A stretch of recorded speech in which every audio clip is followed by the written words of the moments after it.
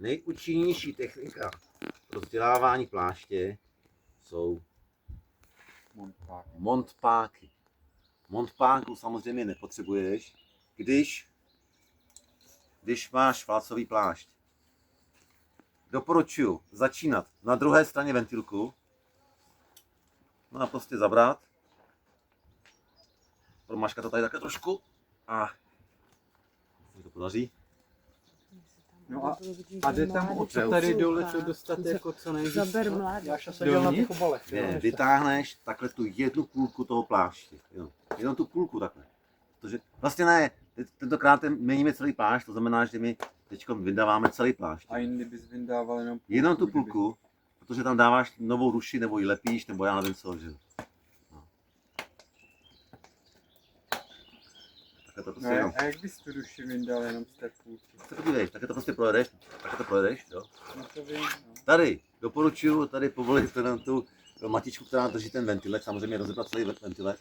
A potom to chytneš naproti ventilku, vytáhneš a takhle ji celou to vyškrtneš. Máš tam pořád ten původní plášť, jenom tu půlku, která to je v tom, vytáhneš a poslední věc, kterou teda vytahuješ, je ventilek. Ten musíš tak jako přehoupnout a vydat ven. A teď je takzvaná rozvaha, kdy si říkáš, duše sice neuchází, ale vypadá, že má nalitáno. Si chceš, tak to ti můžu dát, kdyby si potřeboval. Ale já jsem zainvestoval a koupil jsem si novou. To je původní duše značky Semperit Made in Austria. Shodou náhod, ta samá značka, jako je tady, jako je na plášti, takže se dá očekávat, že duše i plášť jsou původní. Semperit. 28 na 1 a 5 osmin, nebo na 1 a půl 700 na 300. No. Ale my to děláme dneska jinak, my vyhazujeme celou duši, tak potřebuji někoho, kdo tuhle ten plášť vezme a tamhle popelnice a tam ji vyhodíš. A pásek? Prostě nespleť to patří do... Kam to patří? Ježišmarja, do směšného odpadu. Ale ukáž ještě, Hinku, co se dá dělat. A pak je druhá možnost, rozřezat tu duši a udělat z toho, ty už plním. Pásek na kalhoty. Ježišmarja, tak ano. Jo? Ale on je krátký, tak se musí potom tady spojit takhle někde nejtama. Tak, další věc.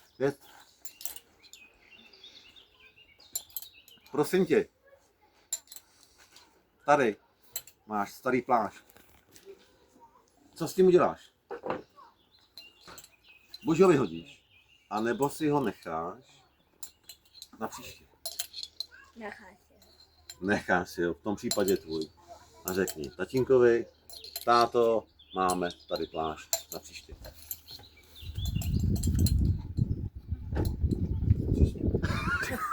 Natáče.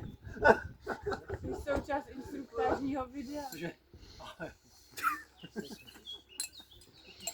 A kam zmizel hlavní aktér? Hinku. Tak, tady je nový plášť.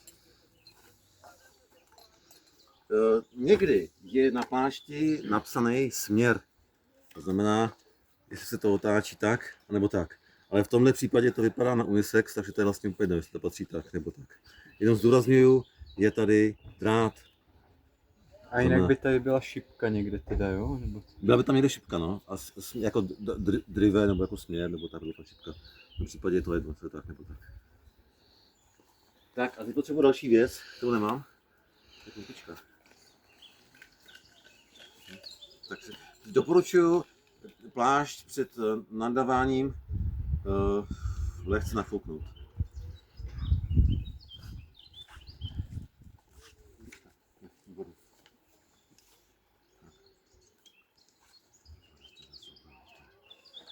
Někdo pomoct, to ne, jsem tady na to sám zase. Tak všichni koukají na mě akorát, že tohle. Tak si nafouknout. pořád přidávat věci k sobě, že v té trávě se to dá lehko ztratit.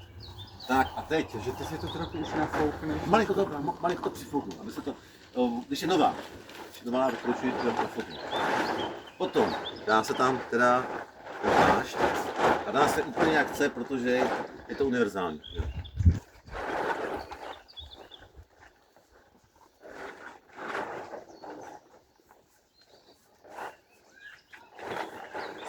Co je univerzální, nebo proč? Že ten směr, že to je i doleva, i doprava, je to úplně jedno.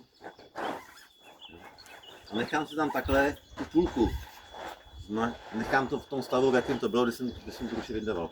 Tak, teďko jsem ve výhodě, že mám to polo nafouklý. A je to vlastně inverzně, než se to sundává. Znamená, že první věc, která se dává, je ventilek. Zamáčnu ventilek. A teprve poté tam našťouchávám tu ruši. Jo? Je to obráceně. Je to ve výhodě, že to je takhle polo nafouklý. Krásně tam ta duše jde, nikde si ji neskřípnu.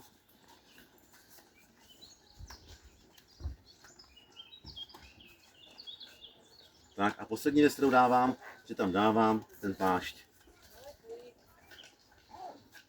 A je teď důležitý, kde je ventilek? Tak ventilek je v té dírce, že jo? Nebo jak? No ne, jakoby... Kde Jo, začínáš tam nadávat? to je jedno, ne, to je jako, to je asi jedno.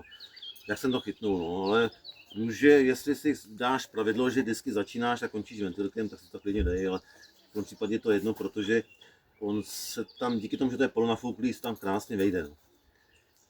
U některých,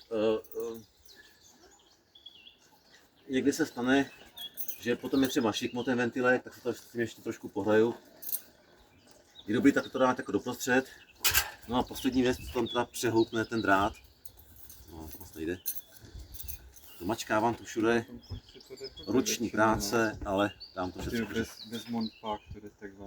No, tam to jde bez montpák, no. Tak, prodám si ventilek. Někdy je dobrý ho takhle jako zamáčknout dovnitř, aby skutečně byl, ale to se spíš v těch facových pláštěch se to tam jako zasekne. Takže promáčknout ho dovnitř, aby skutečně byl uvnitř, jo, aby tam držel. Zrovna ho také vybil pěkně rovně. No a pak už je další fáze a to je pumpovat a pumpovat a pumpovat. Takže dáme na kraj a pumpujeme. Mluvám se teda, viděli všichni, jo, vezmu a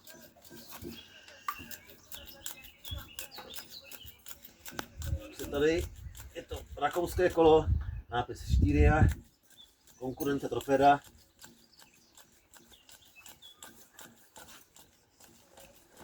No, to bude asi dlouhý video teda. Tak.